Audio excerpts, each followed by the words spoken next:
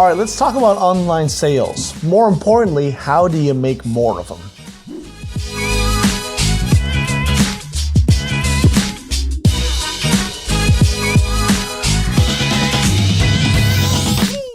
Hey there, enterprisers, what's good? It's Jason Ligo here again, and in this video, I'm talking to you about how to increase online sales. That's right, how to increase online sales. Let's talk about increasing sales in general. It's what you want to do, isn't it? You want to sell more, you want to make more money, so let's increase the sales, right? However, you also need to understand that when it comes to doing it online, there's a very unique way to go about it, just because online is a unique animal in and of itself, and I think you know that. With that said, there's definitely some things that you can apply from the offline sales model to the online sales model. Hopefully in this video, you're gonna get a small mix of both, knowing that they stem from the same place, which ultimately comes down to good customer service, good customer acquisition processes, and just good follow-up, just good success principles all in all any way you look at it. So let's dive right in, shall we? Quick and dirty, as per usual, let's get into it. Let's talk about how to get more online sales.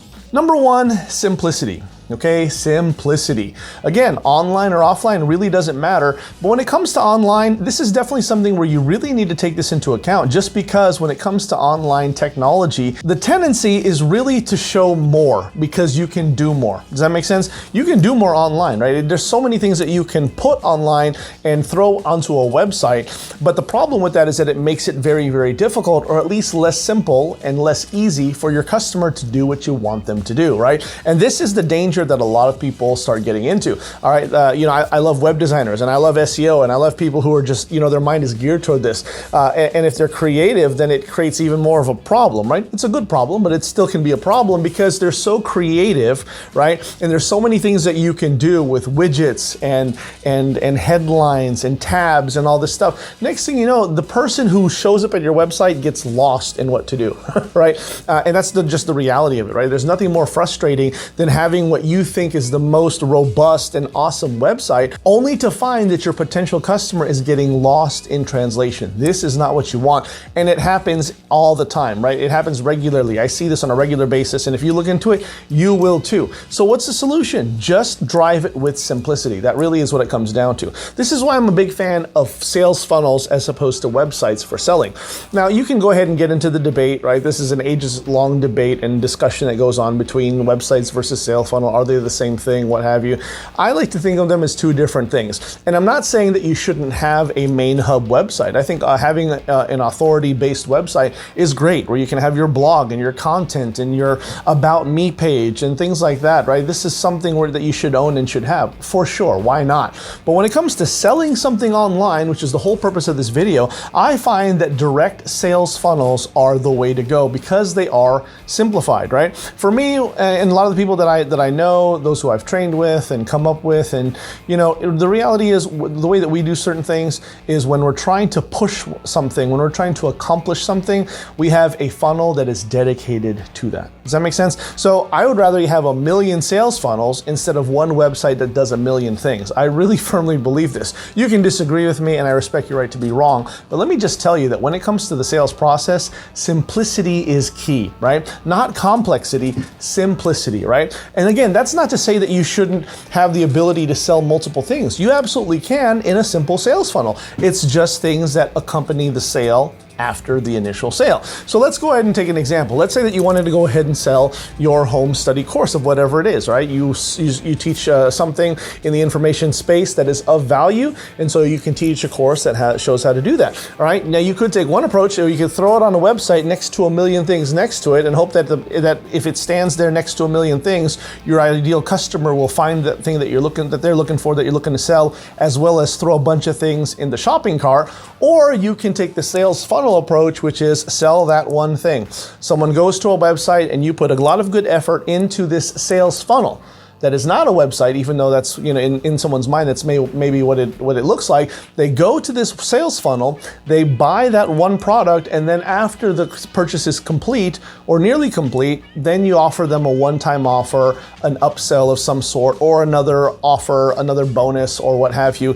And now you have a sequence within your sales funnel. You may offer 1, 2, 3 different things. When all is said and done, you will still have sold more and sold a good amount and sold the most important thing that makes sense for that customer, right? Now, which of those two is more effective? You can sit here and argue until the day is long, but I have found that the latter is far more effective simply because it is simple. When that person goes to that website, sales funnel location, they're looking to purchase one thing. The same is true with an opt-in page, right? If you're looking just to collect people's emails and get them into your world, get them into your sphere of influence, we have one thing that we're trying to do, right? And that is to get their best email. We'll often offer something in exchange for it, but once we have their best email, then we own them as a contact and can start building a relationship with them, a relationship for which we might be able to monetize later on, right? All of this stems from the same place. Again, does this mean you can't have a website? No, but I just think simple is better. You want to make it, ultimately, no matter what you want to call it and how you want to go about it, just keep this in mind. You want to make it to where the person that is your ideal customer can simply and easy find what they're looking for and pay for it. And that's the other thing as well, right? Simple checkout process. Again, simplicity is key. Not only simplicity in finding the product and arriving at the product, but simplicity in obtaining it as well. A lot of times with a lot of people, especially with these websites and just the way that a lot of people go about it, is that they make these people jump through so many hoops just to get to the product, right? And I understand where they're coming from. You want all the demographics, you want all the information on this customer so that you can create digital dossiers on them and really know how to service them in the future. I get all that, but initially to start the relationship, I find that the easiest thing to do is get the bare bones minimum in order to transact business. I'm talking about best email, billing address, right? Name, identification, best email, billing address, payment information. From there, we can build the greatest relationship ever by way of more content, more offers made to you, and more billing onto said credit card. Does that make sense? Hopefully this doesn't come across as anything too crazy, but again, hopefully it makes sense to you, right? For me, I also like to start small when I'm building a long-term commerce relationship with someone, right? Same whether it's other coaches that I have in the information marketing space, or other coaches that I have in other spaces, or even my dentist, right? My orthodontist. You start small with somebody, and next thing you know, you're willing to do more and more business with them. That is the offline principle that has always rang true through time. And believe me, it also makes sense in the online business. Start small by keeping it simple. Next thing you know, you've got a large, big business. Trust me on that, keep it simple. Number 2, chat feature. Okay, chat feature, all right? And again, in this day and time, you might think that it's a little bit rudimentary to mention, but there's still not a lot of people who are taking advantage of this. Throw a chat feature on your web presence, right? On your website, on your online pages, throw a chat feature on there. They're very inexpensive to do these days, especially if you want to do it by way of a virtual agent technology. Or who knows, maybe you or someone else that you know has the time and is willing to put the time to being virtual and chatting with people.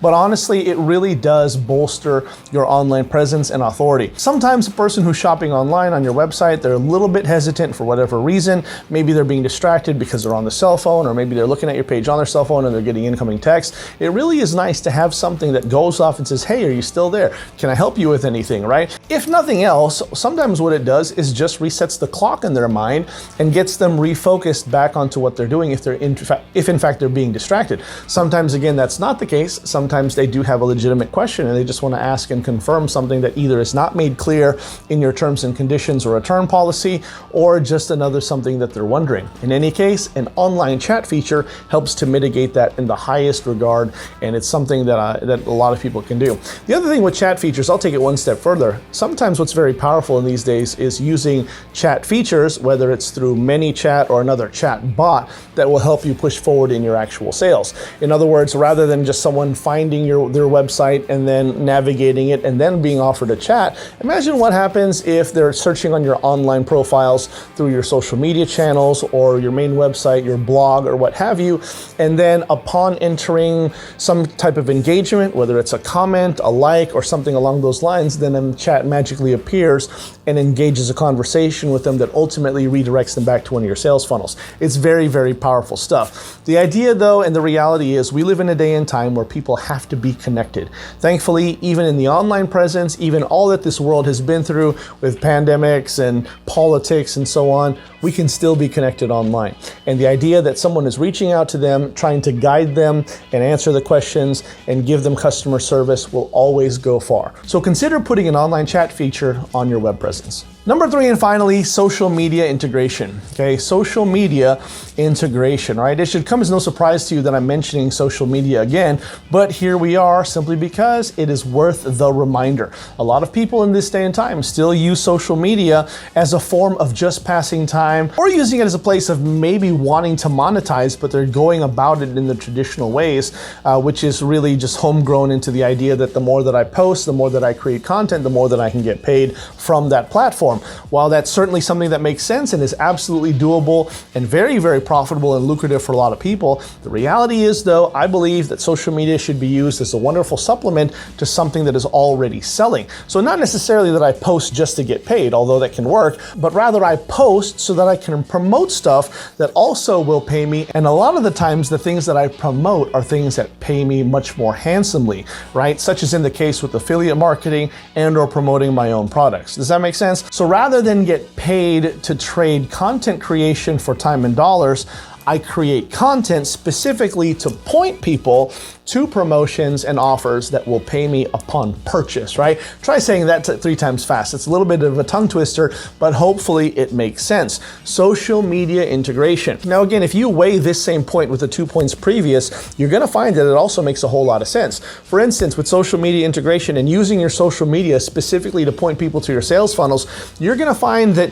certain times and seasons require you to do certain things differently and specifically. Let me give you an example. If you look at Instagram, for a lot of people, right? Instagram is a great platform. And if you look at a lot of influencers who promote stuff and sell stuff, often what will they do on their Instagram bio? They'll simply say, click on the link of my bio. And when you click on the link in their bio, what does it take you? It usually takes you to a link tree of some sort. Linktree is a specific app that is exactly a link tree, but there are other apps that rival it. And basically it is a link that shows you and houses multiple links that they can have. One link takes you to their YouTube channel, one link takes you to their store, one link takes you to their Amazon store, one link takes you to something else, You get the idea. Is this powerful? Does this make sense? Absolutely it is, and absolutely it does.